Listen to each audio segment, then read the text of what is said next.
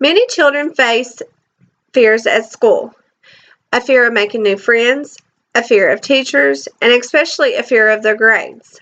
Add all this together and tack on a behavioral disorder makes things difficult.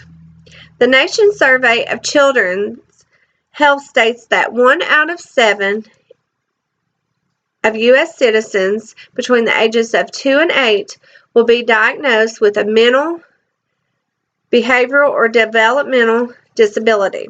This is an outstanding number of children facing barriers in a school setting. The Center for Disease Control and Prevention defines mental or behavioral disorders as a serious change in the way a child typically learns, behaves, or deals with emotional distress and problems throughout the day. The key point is to first define the problem, assess the situation, then obtain the support the child, the family, and the school needs. The inclusion of a child with a behavior disorder must be closely looked at, but the opportunity must be available for each and every child. According to the IDEA and Section 504, the law calls for every child with a disability to be provided with a free public education in the least restrictive environment. Some researchers have differences in opinion on whether or not inclusion is best for a child with a behavior disorder.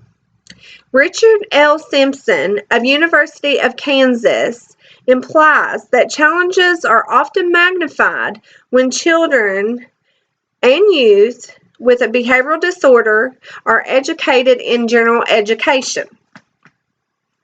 Although some may have certain qualms about the inclusion classroom, others feel that it is a work in progress with positive support.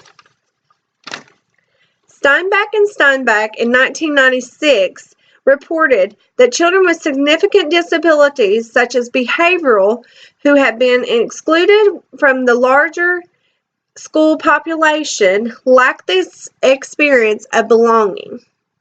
Most generally, it just takes a school-wide positive behavior support team to make inclusion work. Darlene Daniel, the director and executive director of the NAEYC, addresses that inclusion gives children with or without disabilities an equal opportunity to learn together. We should often ask ourselves the question, if it was my child with a behavior disorder, would I want them to be completely socially and academically excluded from their peers? Teachers' attitudes towards inclusion plays a big part in the successfulness of inclusion. Some do not want to take on the emotional stress, dedication, and time it takes to deal with a behavioral child. In the behavioral study of Jennifer Cassidy from Xavier University, she found that teachers' relationships with their students who have emotional or behavioral disorders significantly impact their overall attitudes towards including the children in the classroom. All children need guided structure. Many factors play a role in a child's behavior. If a child is experiencing abnormal behaviors, it's possible that further evaluation and intervention may be needed. Teachers may become overwhelmed or frustrated, thus making the situation much worse. Behavioral disorders are often overlooked. Teachers may come to a conclusion that the child is just being unruly. Since the child shows no noticeable or physical disability, this type of disorder is often overlooked. Mary Beth Hewitt has stated in her book, Choices, that children with behavioral disorders were often the last students considered for inclusion. We have downplayed this disorder, that sometimes educators want to avoid the subject altogether.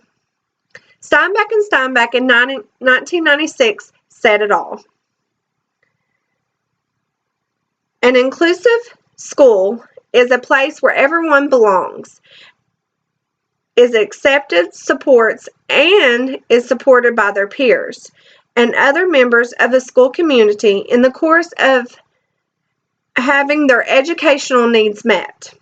Through time and patience, hopefully behavior disorders will be discovered promptly, and inclusion in the classroom will be a good transition for all.